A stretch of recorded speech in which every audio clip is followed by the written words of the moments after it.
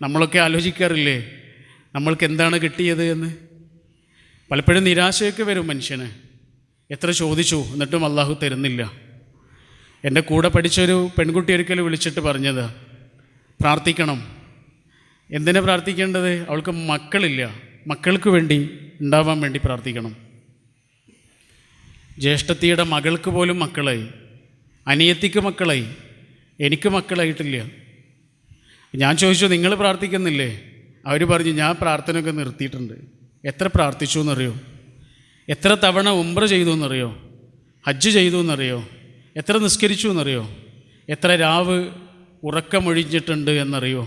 എത്ര പകൽ വിശപ്പറിഞ്ഞിട്ടുണ്ട് എന്നറിയോ? എന്നിട്ടും എൻ്റെ പ്രാർത്ഥന കേട്ടില്ല. നിരാശ എത്ര പെട്ടെന്നാണ് മനുഷ്യനെ പിടികൂടുന്നത് അല്ലേ? ചെറിയ ചെറിയ നിരാശകളുടെ പേരിൽ നമ്മൾ നമ്മുടെ അനുഗ്രഹങ്ങളെ എത്ര പെട്ടെന്നാണ് മനസ്സിൽ മായ്ച്ചു കളയുന്നത്.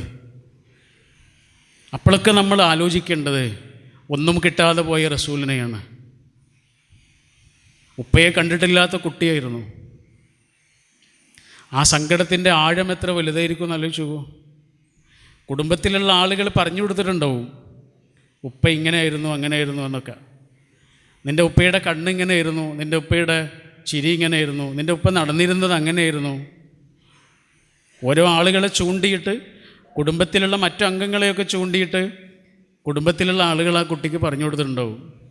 അങ്ങനെ മനസ്സിൽ വരച്ചിട്ട ഉപ്പയുടെ ഒരു പ്രിയപ്പെട്ട ചിത്രം ഉണ്ടാവും. കൂടെയുള്ള ഓരോ കുട്ടികളും ഉപ്പ എന്ന് പറയുമ്പോൾ ആ കുട്ടിയുടെ നെഞ്ച് പൊള്ളുന്നുണ്ടാവും അല്ലേ? ഉമ്മ നഷ്ടപ്പെട്ട കുട്ടിയായിരുന്നു. ഉമ്മ അസ്സലാമു അലൈക്കും എന്ന് പറഞ്ഞിട്ട് വീട്ടിലേക്ക് കയറി ചെല്ലുന്നൊരു രംഗമുണ്ട്. ഒരു മനുഷ്യൻ്റെ ഏറ്റവും ആനന്ദമുള്ള സമയമാണത്. അതില്ലാതാകുമ്പോഴാണ് അതിൻ്റെ വേദനയുടെ ആഴം എത്രയാണെന്ന് അറിയട്ടോ. ഉണ്ടാകുമ്പോൾ അത് അറിയൂല. വാപ്പയും ഉമ്മയും ജീവിച്ചിരിക്കുന്ന കാലമാണ് ഒരു മനുഷ്യൻ്റെ ജീവിതത്തിൽ ഏറ്റവും നല്ല കാലം.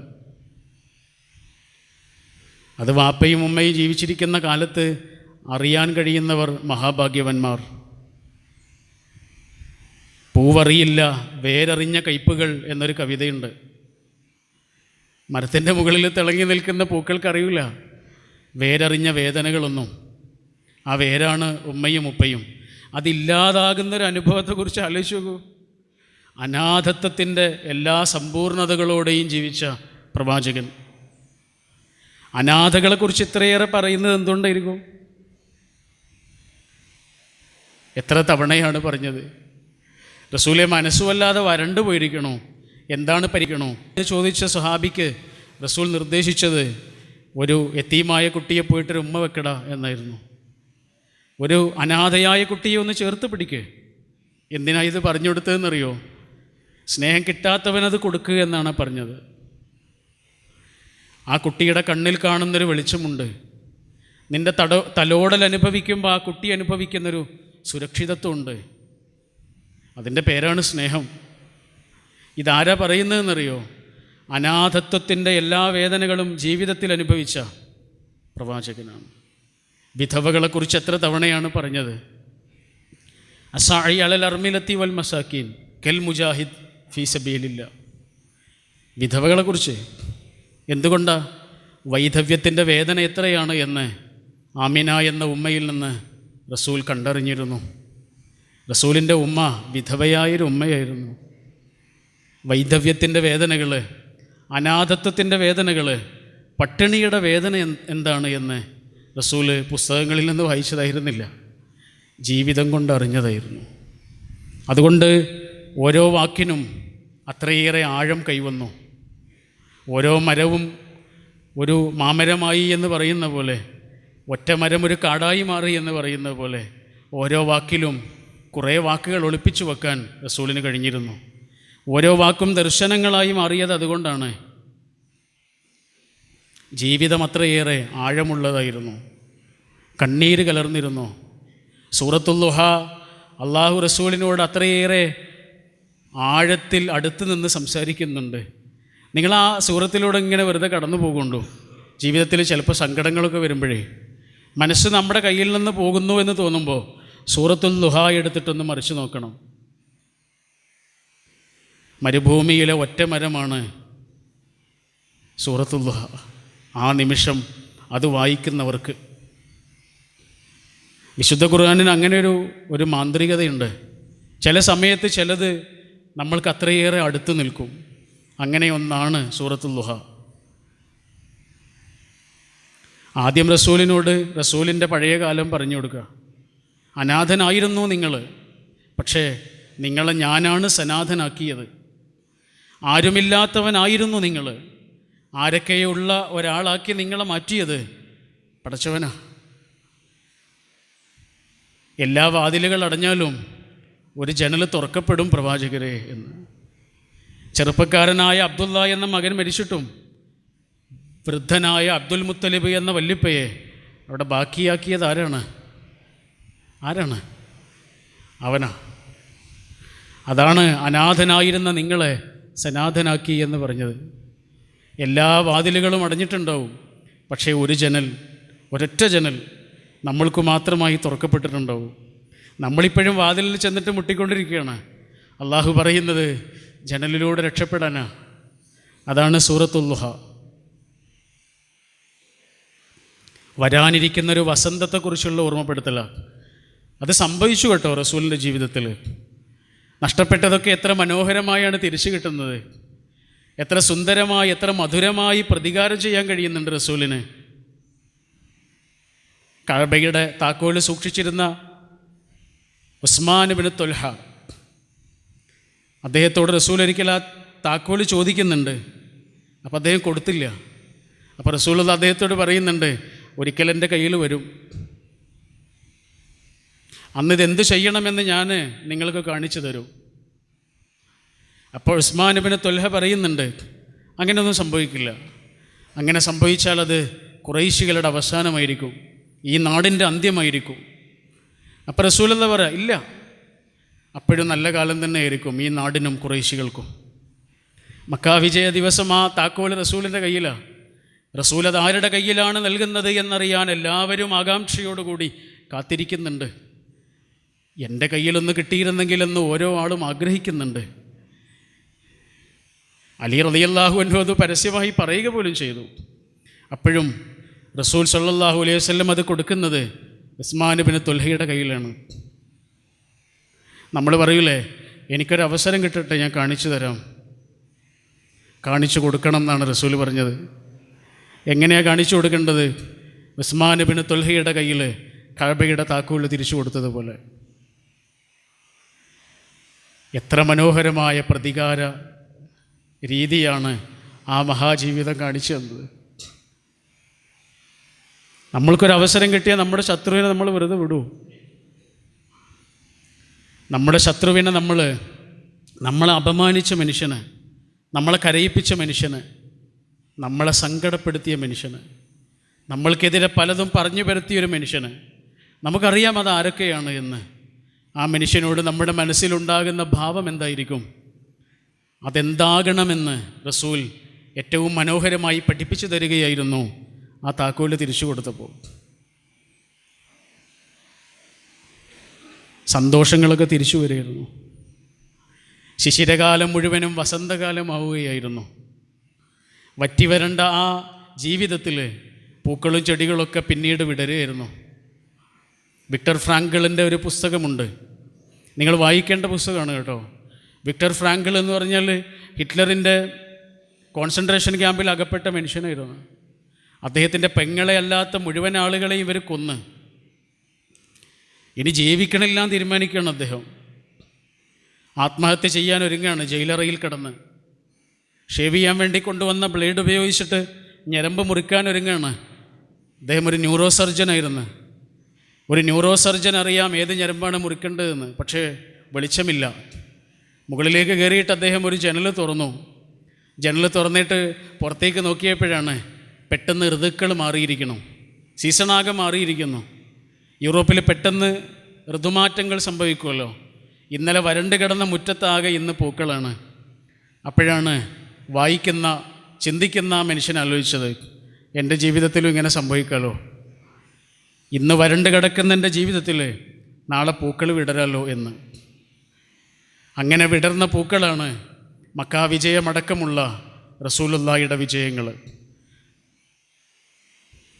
പാഠങ്ങളാണ്. ആ ജീവിതം തന്നെ മഹാത്ഭുതമായി മാറുന്ന ആശ്ചര്യമാണ്. റസൂലുള്ളാഹി സ്വല്ലല്ലാഹു അലൈഹി വസല്ലം ജീവിതത്തെ അതിൻ്റെ ഏറ്റവും ലാളിത്യത്തോടു കൂടിയാണ് സ്വീകരിച്ചത്. എന്തു ലഭിക്കുമായിരുന്നു, എത്ര ആനന്ദപൂർണമായൊരു ജീവിതവും സാധ്യമായിരുന്നു. അങ്ങനെ ജീവിക്കുന്ന ധാരാളം ആളുകൾ ചുറ്റുണ്ടായിരുന്നു. പക്ഷേ എല്ലാ അധികാരവും എല്ലാ ശക്തിയും കൈവന്നപ്പോഴും എത്ര കുലീനമായാണ് റസൂൽ അതിൽ നിന്ന് മാറി നടന്നത്. Give way the most dignified way എന്ന് പറയൂലേ, മാറിക്കൊടുക്കലാണ് ഏറ്റവും മഹത്തായ വഴിയെന്ന്. സൗകര്യങ്ങളോട്, ഐശ്വര്യസമ്പൂർണമായ ജീവിതത്തോട് റസൂൽ എത്ര ദൂരെ നിന്നാണ് ജീവിച്ചത് എന്ന് ആലോചിച്ച് നോക്കൂ.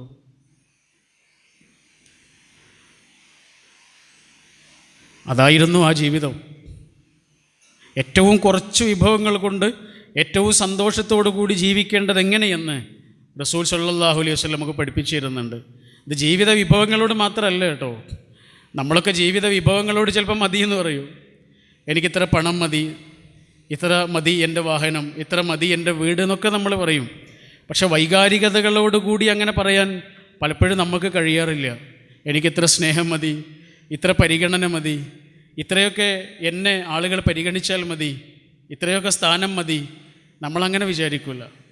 വിഭവങ്ങളോട് മതിയെന്ന് പറയാൻ കഴിയുന്ന നമ്മൾ പലപ്പോഴും വൈകാരികതകളോട് മതിയെന്ന് പറയാൻ സാധ്യമാകാതെ പോകാറുണ്ടല്ലോ. റസൂൽ വൈകാരികതകളോടും പറഞ്ഞിരുന്നു മതിയെന്ന്. റസൂലിന് ആവശ്യമുള്ളത് മാത്രമേ റസൂൽ എടുത്തിട്ടുള്ളൂ. ഒരു വയലിൽ നിറയെ കതിർമണികളുണ്ടല്ലോ, പക്ഷേ പറവകൾ അവയ്ക്ക് ഒരു ദിവസത്തേക്ക് ആവശ്യമുള്ളത് മാത്രമേ എടുക്കുള്ളൂ. വയറ് നിറയെ വേണമെങ്കിൽ എടുക്കാം, പക്ഷെ എടുക്കില്ല. അവയ്ക്ക് ഒരു ദിവസം ആവശ്യമുള്ളത് മാത്രം എടുത്തിട്ട് അവർ പോകും. കുലീനമായൊരു ജീവിത രീതിയാണ് അത്. മനുഷ്യനെ അത്രമേൽ റസൂൽ അടുത്തുനിന്ന് കണ്ടിരുന്നേ. മനുഷ്യൻ്റെ സങ്കടങ്ങളുടെ കൂടെ നിന്നാൽ ജീവിതത്തിൻ്റെ ആർഭാടങ്ങളിൽ നിന്ന് നമ്മൾ അകന്നു നിൽക്കും. അതതിൻ്റെ ഒരു മനഃശാസ്ത്രമാണ്.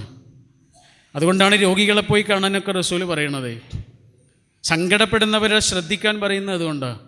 ഒന്നുമില്ലാത്തവരെ പോയി കാണാൻ പറയുന്നത് അതുകൊണ്ടാണ്. നിങ്ങൾ മുകളിലേക്ക് നോക്കല്ലേ, താഴെയുള്ളവരിലേക്ക് നോക്കുക എന്ന് പറഞ്ഞത് അതുകൊണ്ടാണ്. മനുഷ്യൻ്റെ വേദനകളുടെ അടുത്ത് നിൽക്കുന്ന ഒരു മനുഷ്യന് ആർഭാടങ്ങൾ ചെറുതായി തോന്നും. റസൂലുള്ളാഹി സ്വല്ലല്ലാഹു അലൈഹി വസല്ലം മനുഷ്യനെ അത്ര അടുത്തുനിന്ന് കണ്ടിരുന്നു. മനുഷ്യൻ്റെ കണ്ണിൽ നിന്ന് മനുഷ്യൻ്റെ ആവശ്യങ്ങളെ തിരിച്ചറിയാൻ കഴിഞ്ഞിരുന്നു റസൂലിന്. ജാബിർ എന്ന സ്വഹാബിൻ്റെ കൂടെ റസൂൽ ഒരു ഒട്ടകപ്പുറത്ത് പോവുക.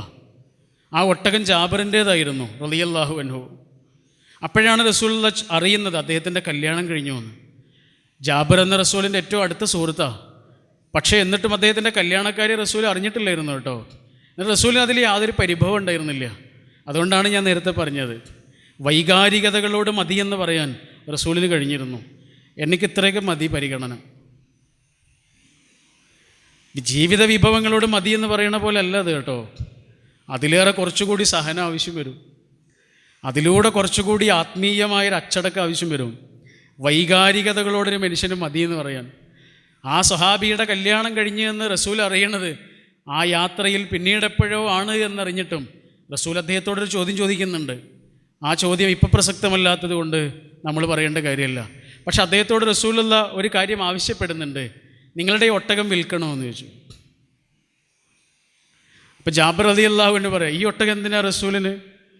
ഇത് പ്രായമേറെയുള്ളൊരു ഒട്ടകമാണ്, ഒന്നും കിട്ടില്ലതിന്. നമ്മുടെ ഭാഷയിൽ പറഞ്ഞ പൈസ ഒന്നും കിട്ടില്ല റസൂലേ.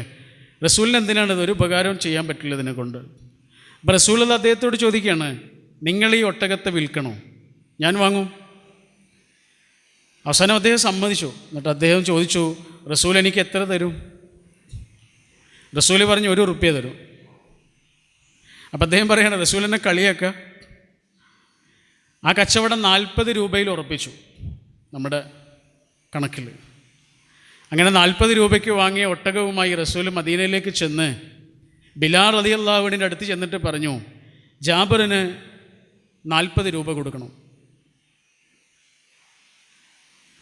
ഞാൻ ഈ ഒട്ടകത്തെ അദ്ദേഹത്തിൻ്റെ അടുത്ത് വാങ്ങിയിരുന്നു, പിന്നെ ഈ ഒട്ടകവും കൊടുക്കണം.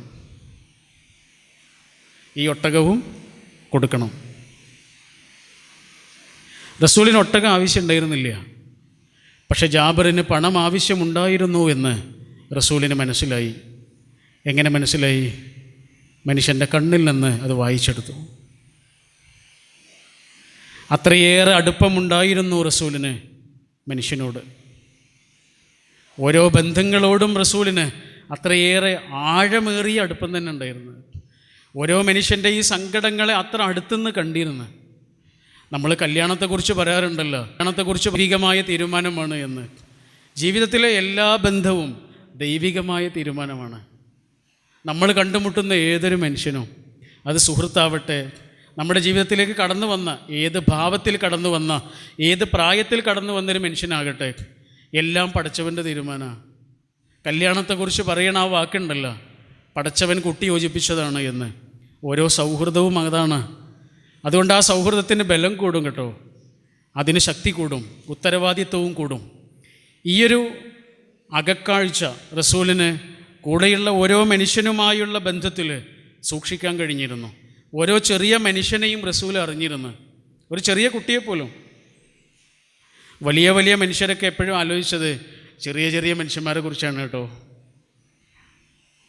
നമ്മൾ പറയില്ലേ വലിയ വലിയ മനുഷ്യന്മാർ, ഈ വലിയ വലിയ മനുഷ്യന്മാരൊക്കെ ആലോചിച്ചത് ചെറിയ ചെറിയ മനുഷ്യന്മാരെ കുറിച്ചാണ്.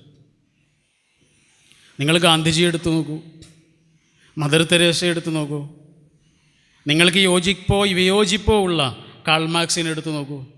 ലണ്ടനിലെ ബ്രിട്ടീഷ് ലൈബ്രറിയിൽ ഏറ്റവും ആദ്യം വന്ന് അവസാനം പോയിരുന്നൊരു മനുഷ്യനാണ്. അദ്ദേഹത്തിൻ്റെ ആശയങ്ങളോട് യോജിക്കുക വിയോജിക്കുക അത് നമ്മുടെ സ്വാതന്ത്ര്യമാണ്. പക്ഷേ ആ മനുഷ്യൻ്റെ മനസ്സിൻ്റെ അകക്കാഴ്ചയിൽ മുഴുവനും ഉണ്ടായിരുന്നത് ആരാണ്? അടിസ്ഥാന ജനവിഭാഗങ്ങളായിരുന്നു, പാവപ്പെട്ട മനുഷ്യനായിരുന്നു. സിദ്ധാന്തങ്ങളിൽ പിഴവൊക്കെ വന്നിട്ടുണ്ടാവും. മദർ തെരേസ ജനിക്കുന്നത് അൽബേനിയയിലാണ്. അൽബേനിയ എന്ന നാടിനൊരു പ്രത്യേകതയുണ്ട്. 1964 സഖാവ് സ്റ്റാലിന് അതിനെ മതരഹിത രാഷ്ട്രമായി പ്രഖ്യാപിച്ചിട്ടുണ്ട്. മതമില്ലാത്ത രാജ്യമാണ് അൽബേനിയ. ഇസ്മയിൽ ഖാലിദും മദർ തെരേസയുമാണ് അൽബേനിയയിൽ നിന്ന് പേര് കേട്ട വളരെ പ്രഖ്യാതരായ രണ്ടാളുകൾ. ആ മദർ തെരേസ ജീവിക്കുന്നത് എവിടെയാണെന്നറിയോ? ഇന്ത്യയിലാണ്. അതിനകത്തുള്ളൊരു തമാശയുണ്ട്. ദേശീയതയുടെ പേരിലുള്ള എല്ലാ വഴക്കുകളുണ്ടല്ലോ, അതൊന്നും വലിയ മനുഷ്യന്മാർക്ക് ബാധകമല്ല. ദേശീയത എന്നത് ചെറിയ ചെറിയ മനുഷ്യന്മാർക്ക് വഴക്ക് കൂടാനുള്ളതാണ്. ONVയുടെ ഒരു കവിതയിൽ കുട്ടി അച്ഛനോട് ചോദിക്കുന്നുണ്ട്, ആരാണ് അച്ഛാ ഭൂപടത്തിൽ ഇങ്ങനെ കുത്തിവരച്ചത്? കുറേ കുത്തിവരകളാണല്ലോ ഈ ഗ്ലോബാകെ വരകളാണ്, ഇതാരാണ് വരച്ചത്? അപ്പോൾ അച്ഛൻ പറഞ്ഞു കൊടുക്കുന്നുണ്ട്, തീർച്ചയായും മോനെ, അത് ദൈവമല്ല, നമ്മൾ വരച്ചതാ. എന്നിട്ട് അതിൻ്റെ പേരിൽ വഴക്കിടുന്നതോ അതും നമ്മളാ. വലിയ വലിയ മനുഷ്യന്മാർക്ക് ബാധകമല്ലാത്തൊരു കാര്യമായിരുന്നു ദേശീയതയുടെ പേരിലുള്ള വഴക്ക്. അതുകൊണ്ടാണ് ഇന്ത്യക്ക് ദേശീയഗാനം എഴുതിയ ടാഗോർ ബംഗ്ലാദേശിനും ദേശീയഗാനം എഴുതിയത്, അല്ലേ? അതുകൊണ്ടാണ് അൽബേനിയയിൽ ജനിച്ച മദർ തെരേസ കൽക്കത്തയിലെ തെരുവിലെ പാവങ്ങളുടെ തൊണ്ടയിലേക്ക് അന്നവുമായി ഓടിയെത്തിയത്. വലിയ വലിയ മനുഷ്യരുടെ എക്കാലത്തെയും സങ്കടം ചെറിയ ചെറിയ മനുഷ്യന്മാരായിരുന്നു. ചമ്പാരൻ എന്ന ഗ്രാമത്തിൽ നിന്നാണ് ഗാന്ധിജിയുടെ സമരം ആരംഭിക്കുന്നത്. നിങ്ങൾ കേട്ടതായിരിക്കും. ചമ്പാരനിലെ ആളുകളുടെ കൃഷി എന്ന് പറയുന്നത് ചോളവും കടുകും ഒക്കെ ആയിരുന്നു. അപ്പോഴാണ് ബ്രിട്ടീഷുകാർ അവരോട് പറഞ്ഞത്, ഇനി നീലം മാത്രം കൃഷി ചെയ്യണം, നീലം മാത്രം കൃഷി ചെയ്യും വേണം, ബ്രിട്ടീഷുകാർ പറയുന്ന വിലക്ക് വിൽക്കുകയും വേണം. ആ നാട്ടുകാരാകെ പ്രയാസത്തിലാവുക. അപ്പോഴാണ് ഗാന്ധിജിയുടെ അടുത്ത് വന്നിട്ട്, ഗാന്ധിജി അന്ന് ഗാന്ധിജി ആയിട്ടില്ല, അവർ സങ്കടം പറയുന്നു. ഗാന്ധിജി ആദ്യം അത് ഏറ്റെടുക്കാൻ ഇഷ്ടപ്പെട്ടില്ല. പിന്നീട് ഗാന്ധിജി ചമ്പാരനിലെ ഗ്രാമങ്ങളുടെ കർഷക സമരം ഏറ്റെടുക്കാൻ ഒരുങ്ങി ചമ്പാരനിലേക്ക് പോകാൻ നിന്നപ്പോഴാണ് ബ്രിട്ടീഷുകാർ പറഞ്ഞത് ഗാന്ധിജി അങ്ങോട്ട് പ്രവേശിക്കാൻ പാടില്ല. ഗാന്ധിജി വയലേറ്റ് ചെയ്തു, നിയമം ലംഘിച്ചു. അങ്ങോട്ട് ചെന്ന് അറസ്റ്റ് ചെയ്യപ്പെട്ട ഗാന്ധിജിയെ സ്വീകരിക്കാൻ വേണ്ടി ആനയുമായിട്ട് അവർ വന്നത്. ആനപ്പുറത്തേറി ആ ഗ്രാമത്തിലൂടെ പോകുമ്പോൾ ഗാന്ധിജി ആത്മകഥയിൽ എഴുതുന്നുണ്ട്, ഞാൻ പിറകിലേക്ക് നോക്കി, ഞാൻ എൻ്റെ രാജ്യത്തെ കണ്ടു. ബ്രിട്ടീഷുകാരൻ്റെ കയ്യിലുള്ളതിനേക്കാൾ വലിയ ശക്തി ഇന്ത്യയിലെ ഗ്രാമങ്ങളിലുണ്ട് എന്ന് ഗാന്ധിജി തിരിച്ചറിഞ്ഞത് ചമ്പാരനിൽ വെച്ചായിരുന്നു. ആ സാധാരണക്കാരനായ മനുഷ്യനാണ് സ്വാതന്ത്ര്യ സമരം വിജയിപ്പിച്ചത് കേട്ടോ. ആ സാധാരണക്കാരനായ മനുഷ്യൻ തന്നെയാണ് അടിയന്തരാവസ്ഥയെ പരാജയപ്പെടുത്തിയതും. ഈ ഏറ്റവും അടിത്തട്ടിലുള്ള മനുഷ്യനുണ്ടല്ലോ, ആ മനുഷ്യൻ്റെ സങ്കടങ്ങളെ കാണാൻ വലിയ മനസ്സ് വേണം. അതുകൊണ്ടാണ് ഹബീബായ റസൂൽ സല്ലല്ലാഹു അലൈഹി വസല്ലമയുടെ വാക്കുകളിലുണ്ട്, പ്രവർത്തനങ്ങളിലുണ്ട്, ആജ്ഞാപനങ്ങളിലുണ്ട്, ജീവിത രീതികളിലുണ്ട്, എല്ലാമുണ്ട് അവനവനേക്കാൾ വളർന്ന ഒരു മാനവികത, സ്വന്തത്തെക്കാൾ ഉയരത്തിൽ വളർന്നൊരു മാനവികത. അതുകൊണ്ടാണ് പട്ടിണി കിടക്കുന്നവന് ഭക്ഷണം കൊടുത്തിട്ട് റസൂൽ പട്ടിണി കിടന്നുറങ്ങിയത്. ഒരു രാത്രിയല്ല, എത്രയോ രാത്രികൾ. പട്ടിണി കിടക്കുന്നവന് ഭക്ഷണം കൊടുത്ത് പട്ടിണി കിടന്നുറങ്ങി. Don't take your self too seriously എന്ന് പറയില്ലേ, നിങ്ങൾ വലിയ ഗൗരവത്തിലെടുക്കരുത്. നമ്മളെ വലിയ ഗൗരവത്തിലെടുക്കണ സമയമുണ്ടല്ലോ, അവിടെ പല പ്രശ്നങ്ങളും വരും. പറ്റേ അവഗണിക്കുക എന്നുള്ളതല്ല. ടെലിഫോൺ കണ്ടുപിടിച്ച ഗ്രഹാമ്പൽ ഒരിക്കൽ പോലും ആ ടെലിഫോണിൽ സ്വന്തം വീട്ടിലേക്ക് വിളിച്ചിട്ടില്ല. എന്തുകൊണ്ടായിരുന്നു? അദ്ദേഹത്തിൻ്റെ ഭാര്യയ്ക്ക് സംസാരിക്കാൻ കഴിയില്ലായിരുന്നു, അദ്ദേഹത്തിൻ്റെ അമ്മയ്ക്ക് ചെവിയും കേൾക്കില്ലായിരുന്നു.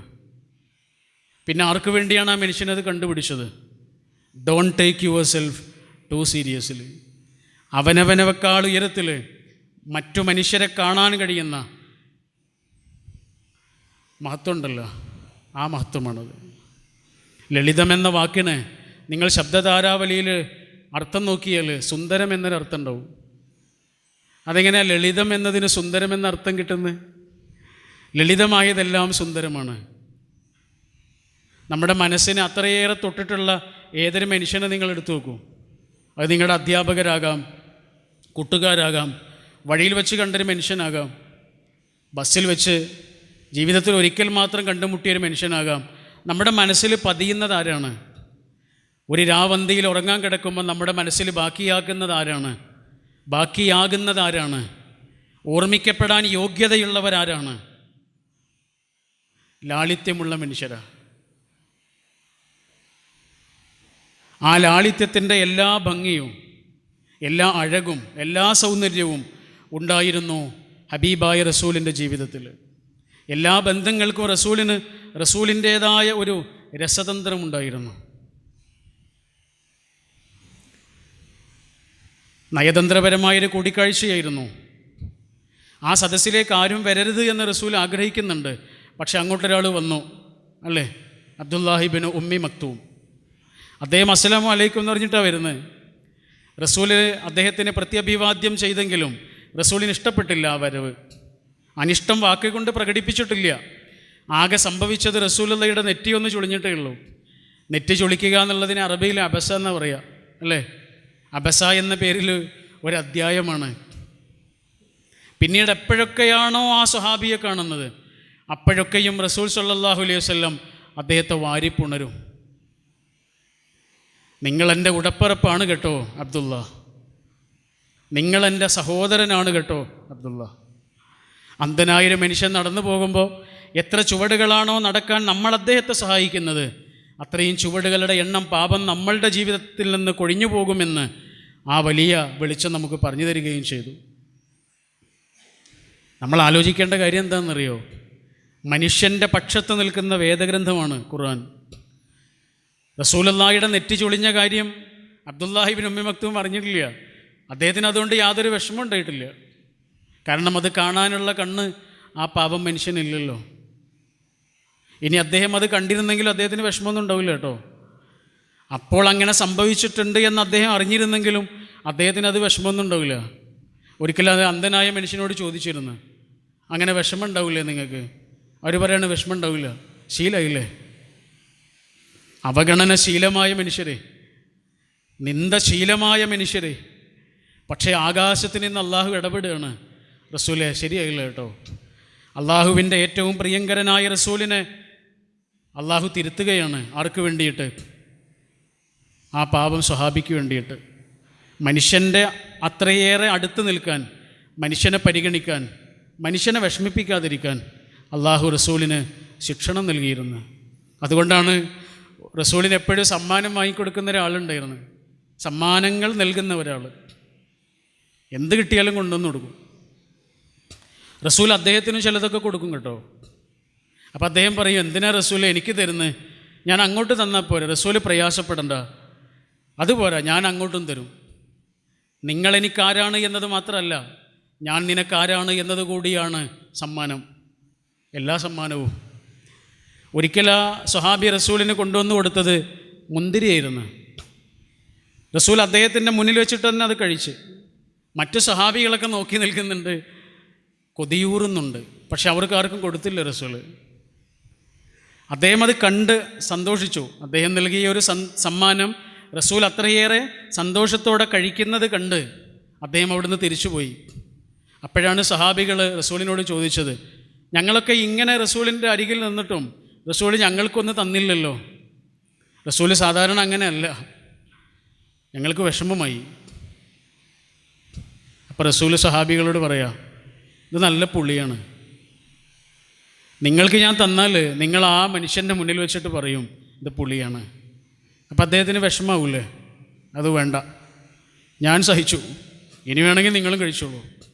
എല്ലാവരും എടുത്ത് കഴിച്ചു നോക്കി, നല്ല പുളിയായിരുന്നു. വാക്കുകൊണ്ട് പോലും ഒരു മനുഷ്യനെ മനസ്സ് നോവിക്കാതിരിക്കാനുള്ള ആന്തരികമായൊരു അച്ചടക്കത്തിൻ്റെ പേരായിരുന്നു ഹബീബായ റസൂൽ സ്വല്ലല്ലാഹു അലൈഹി വസല്ലം. ഒന്നാണോ? എത്ര സംഭവങ്ങളാണല്ലേ. റസൂലിനെ അത്രയേറെ വേദനിപ്പിച്ചിരുന്നു കഅബ് ബിൻ സുഹൈർ. നമുക്കറിയാം, മക്കാ വിജയത്തിൻ്റെ സമയത്താണ് വേഷപ്രച്ഛന്നനായി അദ്ദേഹം റസൂലിൻ്റെ അടുത്ത് വരുന്നത്. അദ്ദേഹം വന്നിട്ട് ചോദിക്കുന്നത്, ശത്രുക്കളെ എന്തു ചെയ്യും? അന്നോളമുള്ള രാജാക്കന്മാർ മുഴുവനും ലോക ചരിത്രത്തിൽ ചെയ്തിട്ടുള്ളത് മുഹമ്മദും ചെയ്യും എന്നാണ് കഅബ് വിചാരിച്ചത്. എന്താണ് അവർ ചെയ്തിരുന്നതെന്നറിയോ? ശത്രുക്കളെ നിഗ്രഹിക്കുക. കൊല്ലുമല്ലേ? റസൂലല്ല പറഞ്ഞു ആരെയും കൊല്ലൂല. കഅബിനെ കൊല്ലില്ലേ? ഇല്ല, കഅബിനെയും കൊല്ലൂല. കഅബിനെ കൊല്ലില്ലേ? ഇയാൾ ആവർത്തിച്ച് ചോദിക്കുക. കൊല്ലില്ല എന്ന് കേട്ടപ്പോൾ ഈ മനുഷ്യന് സന്തോഷം കൊണ്ടൊരു ആർത്തട്ടഹാസമായിരുന്നു. പിന്നെയാണ് അദ്ദേഹത്തിൻ്റെ ആ പ്രച്ഛന്ന വേഷമൊക്കെ എടുത്ത് ഒഴിവാക്കണത്. അത് കഅബായിരുന്നു. റസൂലുള്ളാഹി സ്വല്ലല്ലാഹു അലൈഹി വസല്ലം ചിരിച്ചുപോയി. എന്തിനാ കഅബ ഇങ്ങനെയൊക്കെ വരുന്നത്? അദ്ദേഹം പറഞ്ഞത്, മുഹമ്മദേ, നിങ്ങളെനിക്ക് വിശ്വാസമാണ്, പക്ഷെ കൂടെയുള്ളവരെനിക്ക് പേടിയാണ്. കാരണം അത്രയേറെ ഞാൻ നിങ്ങളെ ഉപദ്രവിച്ചവനാ. അശ്ലീല പ്രയോഗങ്ങളുള്ള സാഹിത്യ സൃഷ്ടികൾ കൊണ്ട് റസൂലിനെയും റസൂലിൻ്റെ ദൗത്യത്തെയും അത്രയേറെ വിഷമത്തിലാക്കിയ ഒരാളാണ്, വിഷമത്തിലാക്കാൻ ശ്രമിച്ചിട്ടുള്ള ഒരാളാണ് കഅബ്. ശരി, ആ നിമിഷം കഅബിനോട് റസൂൽ എന്താ പറയുന്നത്? റസൂൽ പറഞ്ഞത് എന്താണെന്നറിയോ? എനിക്കൊരു പാട്ട് പാടിത്തരുമോ? നിമിഷ കവിയാണ് കേട്ടോ കഅബ്. ഒറ്റ നിമിഷം കൊണ്ട് കവിത ഉണ്ടാക്കാൻ കഴിയുന്ന ആളാ. ഇത്രയേറെ റസൂലിനെ ഇകഴ്ത്തിപ്പാടിയൊരു മനുഷ്യന് ആ നിമിഷം പുകഴ്ത്തിപ്പാടാൻ ഒരു സമയം കുറച്ചു മതി. പക്ഷെ അദ്ദേഹത്തിന് അറിയാം, മുന്നിൽ നിൽക്കുന്ന ആൾക്ക് പുകഴ്ത്തി പറയുന്നത് ഇഷ്ടമല്ല. അതുകൊണ്ടാണ് കഅബ് പാടിയത് ബാനത്ത് സുആദായിരുന്നു. അറബി സാഹിത്യം പഠിക്കുന്ന നിങ്ങൾക്കൊക്കെ അറിയാം എന്താണ് ആ കവിത എന്ന്. നഷ്ടപ്രണയിനിയെ ഓർത്തുള്ളൊരു വിലാപകാവ്യമാണ്, ഒരു ഗസലാണ്. അശ്ലീലമായ പ്രയോഗങ്ങൾ പോലും അതിനകത്തുണ്ട്. അപ്പോൾ റസൂല് കഅബിനോട് പറയണത് എന്താണ്? ഈ ജാതി പാട്ടൊന്നും ഇവിടെ പാടണ്ടെന്നല്ല പറഞ്ഞത്. ആ പാട്ട് പാടുക എന്നുള്ളത് ആ മനുഷ്യൻ്റെ സ്വാതന്ത്ര്യമാണ്. അയാളത് പാടിത്തീരുന്നത് വരെ റസൂൽ അത് കേട്ടു. ആസ്വദിച്ചോ എന്നറിയില്ല, കേട്ടു. എന്നിട്ട് അവസാനം റസൂലിൻ്റെ ഒരു ഉത്തരീയമുണ്ട്, ഷോള്, അത് സമ്മാനമായി കഅബിന് കൊടുത്തു. ഇനി എന്ത് വേണം? ഇസ്ലാമിനെക്കുറിച്ച് ഇനി കുറേ പ്രസംഗങ്ങൾ വേണോ ആ മനുഷ്യന്? എത്ര സുന്ദരമായാണ് വാക്കിനേക്കാൾ ഉച്ചത്തിൽ ജീവിതം സംസാരിച്ചത്. വിറകേറ്റിപ്പോയ ഉമ്മയുടെ കഥ ഇനിയും ആവർത്തിച്ച് പറയേണ്ട കാര്യമില്ല. ആകെ നമുക്ക് പറയാനുള്ളൊരു കഥയാണ് കുട്ടിക്കാലം മുതൽ. ആ ഉമ്മ രണ്ടാമതായി ആ ചെറുപ്പക്കാരനോട് പറയുന്നത്, ഖുറൈശിയായ മുഹമ്മദിൻ്റെ അപകടത്തിലേക്ക് മോനെപ്പോലെയുള്ള നല്ല കുട്ടികൾ പോകരുത് കേട്ടോ എന്നാണ്. മോനെപ്പോലെയുള്ള കുട്ടികളൊക്കെ ഇപ്പോഴുണ്ടോ? ഉമ്മക്ക് അത്ഭുതമാണ്. മോൻ കേടുവരാൻ പാടില്ല, മുഹമ്മദിൻ്റെ അപകടത്തിലേക്ക് പോകരുത് എന്ന് ഉമ്മ ഉപദേശിച്ചപ്പോൾ ആ ചെറുപ്പക്കാരന് ഒന്നുകൂടി ചിരിച്ച്, ഒന്നുകൂടി പുഞ്ചിരിച്ചിട്ട് ഉമ്മയോട് പറഞ്ഞു, ഉമ്മ, ആ മുഹമ്മദാണ് ഈ നിൽക്കുന്നത്. ആ ഉമ്മയ്ക്ക് ഇനി ഇസ്ലാമിനെക്കുറിച്ച് കുറേ പ്രസംഗിച്ചു കൊടുക്കേണ്ടി വരൂ? നമ്മുടെ ചോദ്യം അതാണ്. ശ്രദ്ധാപൂർവമുള്ള ജീവിതത്തെക്കാൾ വലിയ സന്ദേശങ്ങൾ ഉൾക്കൊള്ളുന്ന വാക്കുകളുണ്ടോ? വാക്കിന് ഉൾക്കൊള്ളാൻ കഴിയാത്തതുണ്ട്. ജീവിതം കൊണ്ട് മാത്രം പരിഭാഷപ്പെടുത്താൻ കഴിയുന്ന ഒന്ന്. ശരി, അത്രയേറെ മനുഷ്യനോടടുത്തു നിന്നു എന്നാണ് പറയാൻ ശ്രമിച്ചത്. മനുഷ്യൻ്റെ വേദനകളെ അത്രയേറെ ശ്രദ്ധയോടുകൂടി സംരക്ഷിച്ചു. മനുഷ്യൻ്റെ കണ്ണ് നിറയാതിരിക്കാൻ അത്രയേറെ ആഴത്തിൽ ശ്രദ്ധിച്ചു. നമ്മൾ സാധാരണ പറയും ഒറ്റയ്ക്ക് ജനിക്കുന്നു, ഒറ്റയ്ക്ക് മരിക്കുന്നു എന്നൊക്കെ പറയും. പക്ഷേ ജീവിതത്തിൻ്റെ ഒരു ഘട്ടത്തിലും നമ്മൾ ഒറ്റയ്ക്കല്ല, നമ്മൾക്ക് ആരൊക്കെയോ വേണം. ചെറിയൊരു കുട്ടിയുടെ കാര്യത്തിൽ പോലും ഡോക്ടർ പറയുന്നത് അമ്മ അടുത്ത് കിടക്കണം എന്നാണ്. ഇൻക്യുബേറ്റർ ഇല്ലാത്തൊരു ആശുപത്രിയിൽ കുട്ടിയെ മറ്റൊരാശുപത്രിയിലേക്ക് കൊണ്ടുപോയി ആക്കുകയാണ്. അപ്പോൾ അവിടെയുള്ള ഡോക്ടർ ആകെ അമ്മയോട് പറഞ്ഞത് അമ്മ കുട്ടിയുടെ കൂടെ വേണം എന്നാണ്. അമ്മയുടെ തലോടൽ, അമ്മയുടെ സ്പർശം, അമ്മയുടെ സഹവാസമാണ് ആ കുട്ടിയെ ജീവിതത്തിലേക്ക് തിരിച്ചു നടത്തിയത് എന്ന് ഒരു പുസ്തകത്തിൽ വായിച്ചു. സഹവാസവും അടുപ്പവും കുറേ മനുഷ്യരുടെ ചങ്ങാത്തവും സൗഹൃദവുമൊക്കെ എപ്പോഴും ആവശ്യമുള്ള ആളുകളാണ് നമ്മൾ. നിങ്ങളതിനെ സൗഹൃദമെന്നോ പ്രണയമെന്നോ വിവാഹമെന്നോ ഒക്കെ വിളിച്ചോളൂ. മറ്റൊരു മനുഷ്യനിലേക്ക് നിരന്തരം ചേർന്നിരിക്കാൻ ആഗ്രഹിക്കുന്നുണ്ട് നമ്മുടെ അകം. അതുകൊണ്ട് ഓരോ മനുഷ്യനും നമുക്ക് പ്രധാനമാണ്. നമ്മുടെ ജീവിതത്തിൽ നമ്മൾ കണ്ടുമുട്ടുന്ന ഏതൊരു മനുഷ്യനും നമ്മൾ ഇത്ര കാലവും തുറന്നു നോക്കിയിട്ടില്ലാത്ത സമ്മാനപ്പെട്ടികളാണ് നമ്മുടെ കൂടെയുള്ള എല്ലാ മനുഷ്യരും. തുറന്നു നോക്കിയിരുന്നെങ്കിൽ നമുക്കറിയായിരുന്നു അതിനകത്ത് സമ്മാനമായിരുന്നു എന്ന്. പക്ഷെ നമ്മൾ തുറന്നു നോക്കില്ല കേട്ടോ. ജീവിതാവസാനം വരെ തുറന്നു നോക്കില്ല നമ്മൾ. ഒരമ്മയുടെ കഥയുണ്ടല്ലോ, ചെറിയ 2 മക്കളാണ്. അമ്മ അങ്ങാടിയിൽ പോയിട്ട് തിരിച്ചു വരുമ്പോൾ വലിയ കുട്ടി ഓടി വന്ന് അമ്മയോട് പറയുന്നുണ്ട്, അമ്മ നമ്മുടെ ചെറിയ മോള് ക്രയോൺസ് കൊണ്ട് അവിടെയൊക്കെ കുത്തി വരച്ചിട്ടിരിക്കണേ. നമുക്ക് വല്ലാത്ത ദേഷ്യം വന്നു. അമ്മ സാധനങ്ങളൊക്കെ അവിടെ വെച്ചിട്ട് കുട്ടിയെ അടിക്കാൻ വേണ്ടിയിട്ട് ഓടി ചെല്ലുമ്പോഴാണ് കുട്ടി ക്രയോൺസ് പിറകിലേക്ക് പിടിച്ചിട്ട് പേടിച്ച് നിൽക്കുന്നത്. അടിക്കാൻ ഒരുങ്ങുമ്പോഴാണ് അമ്മ ചുമരിലേക്ക് നോക്കിയത്. അവൾക്കറിയാവുന്ന ഭാഷയിൽ എഴുതിയിട്ടതാണ്, കുത്തി വരച്ചതൊന്നുമല്ല. കണ്ടാൽ കുത്തി വരച്ചതാണെന്ന് തോന്നും കേട്ടോ. കണ്ടാൽ കുത്തിവരച്ചതെന്ന് തോന്നുന്ന രൂപത്തിൽ അവൾ എഴുതി വെച്ചത് എന്താണെന്നറിയോ? I love you mom. അരമണിക്കൂർ നേരം അമ്മയെ കാണാതായപ്പോഴേ അവളുടെ സ്നേഹം അവൾ ആവിഷ്കരിച്ചതാ. നല്ല കയ്യക്ഷരത്തിലൊന്നും അല്ലെങ്കിലും കൂടെയുള്ള ഓരോ മനുഷ്യനും നമ്മൾക്ക് വേണ്ടി എഴുതിക്കൊണ്ടിരിക്കുന്നത് നമ്മളെ അവർക്ക് സ്നേഹമാണ് എന്നാണ്. കയ്യക്ഷരം മോശമായതിൻ്റെ പേരിൽ നിങ്ങളവരെ തടയരുത്. അതാരുമാകട്ടെ. സ്നേഹത്തിൻ്റെ ഭാഷയിൽ സംസാരിക്കാൻ കഴിയാത്ത ആളുകളുണ്ട്. സ്നേഹത്താൽ ഒരു വാക്ക് പറയാൻ കഴിയാത്ത ആളുകളുണ്ട്. പക്ഷെ അകത്തുള്ളത് നിറഞ്ഞ സ്നേഹമാണ്. ഇത് തിരിച്ചറിയണമെങ്കിൽ ഒരാൾക്ക് മനുഷ്യനെ തിരിച്ചറിയണം. ബദർ എന്ന യുദ്ധത്തിന് വേണ്ടിയിട്ട് അണികൾ ശരിയാക്കുകയായിരുന്നു റസൂല്. നിങ്ങൾ കേട്ടതായിരിക്കും. തിരിച്ച് ഈ സ്നേഹം എത്ര കിട്ടിയെന്നാണ്. ഓരോ മനുഷ്യനും റസൂൽ അത്ര പ്രിയപ്പെട്ടവനായിരുന്നു. കാരണം ഓരോ മനുഷ്യനും തോന്നിയിരുന്നു ഞാൻ റസൂലിന് അത്രയും പ്രിയപ്പെട്ടവനാണ്. അണികൾ ശരിയാക്കുന്നതൊരു വടി കൊണ്ടാണ്. റസൂൽ എല്ലാവരും ഇങ്ങനെ ഒരു വടിയുണ്ട് ആ അണികളെ സ്വഫ് ശരിയാക്കുന്നുണ്ട്. അപ്പോൾ ഒരു സ്വഹാബിക്ക് തെല്ലൊരു ദേഷ്യം വന്നു. അദ്ദേഹം പറഞ്ഞത് റസൂൽ എന്തിനാ അടിക്കുന്നത് പറഞ്ഞാൽ പോരെ. ഞാൻ അടിച്ചിട്ടില്ലല്ലോ സ്വവാദ്, ഞാനിങ്ങനെ മെല്ലെ തൊട്ടിട്ടല്ലേ ഉള്ളൂ. അല്ല, റസൂൽ എന്നെ അടിച്ചിട്ടുണ്ട്. ആണോ? എനിക്ക് തിരിച്ചടിക്കണോ? സഹാബികളൊക്കെ ആകെ ആകാംക്ഷയോടുകൂടിയും ദേഷ്യത്തോടു കൂടിയും നിൽക്കുകയാണ്. സവാദ് റളിയല്ലാഹു അൻഹുവിൻ്റെ ആ പ്രതികരണം അവർക്ക് ഇഷ്ടപ്പെട്ടിട്ടില്ല. ആരാ റസൂൽ? മുന്നിലെ വെളിച്ചമാണ് റസൂൽ. നമ്മൾ റസൂൽ എന്ന് പറയുന്ന പോലെ അല്ല അവർക്ക് റസൂൽ എന്ന് പറയുമ്പോഴുള്ള ഫീല്, അത് മറ്റൊന്നാണ്. മുന്നിലെ വെളിച്ചമാണ്. ആ വെളിച്ചത്തെ അപഹസിക്കുന്നത് അവരിഷ്ടപ്പെടില്ലല്ലോ. പക്ഷെ അവരോടൊക്കെ ശാന്തമാകാൻ പറയാ റസൂല്.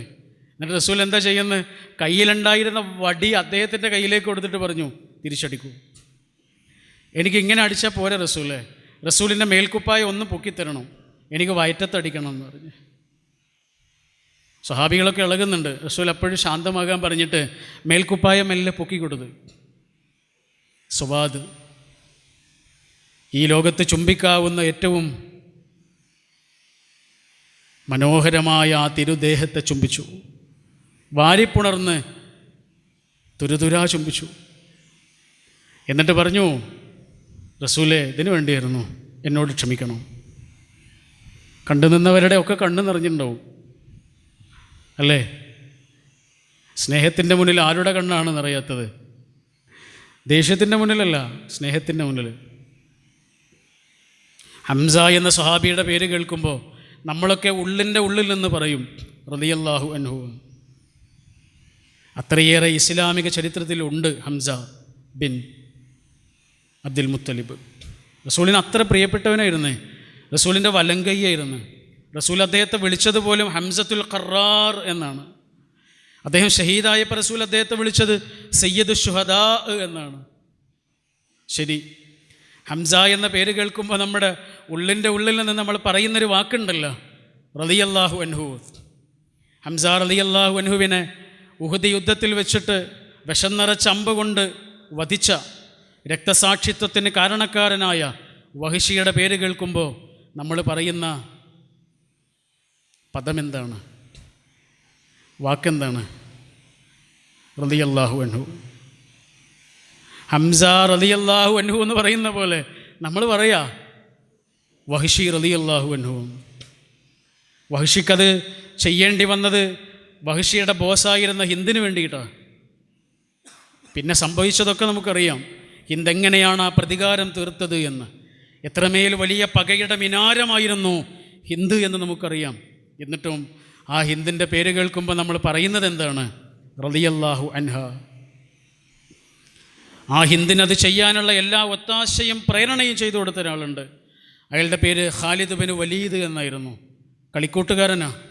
ആ ഖാലിദ് ബിൻ വലീദിൻ്റെ പേര് കേൾക്കുമ്പോൾ നമ്മൾ പറയുന്നത് എന്താണ്? റളിയല്ലാഹു അൻഹു അല്ലേ? ഹിന്ദ് ഇസ്ലാം സ്വീകരിക്കാൻ വേണ്ടിയിട്ട് റസൂലുള്ളാഹിയുടെ മുന്നിലേക്ക് വരുന്നൊരു വരവുണ്ട്. അപ്പോഴാണ് റസൂലുള്ള അവരോട് പറയണത്, ഹിന്ദേ, ഞാൻ നിങ്ങൾക്ക് ഷഹാദത്ത് ചൊല്ലിത്തരാം, ഞാൻ തന്നെ ചൊല്ലിത്തരാം.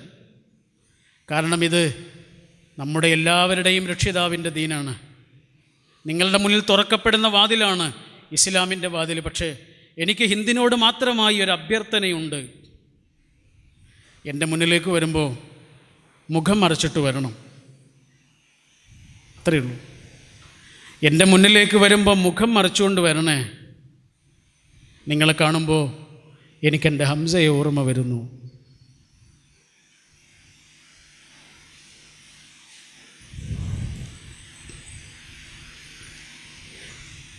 റസൂൽ അങ്ങനെ ഒരാളോട് പറയണമെന്നുണ്ടെങ്കിൽ റസൂലിനെ അത്രയും വേദനിപ്പിച്ചിട്ടുണ്ടായിരുന്നു ആ വേർപാട്. അല്ലെങ്കിൽ റസൂൽ ഒരാളോട് അങ്ങനെ പറയൂല. എന്നിട്ടും ഇസ്ലാമിക ചരിത്രത്തിൻ്റെ അകത്താണ് ഹിന്ദ്, പുറത്തല്ല. എത്രയോ ഹദീസുകൾ റിപ്പോർട്ട് ചെയ്ത ഇസ്ലാമിൻ്റെ ധീരവനിതയായി മാറുകയാണ് ഹിന്ദ്. എത്രമേൽ മനുഷ്യൻ്റെ അടുത്താണ് ആ പ്രവാചകൻ. നമ്മൾ എത്ര ദൂരെയാണ് മനുഷ്യനിൽ നിന്ന്.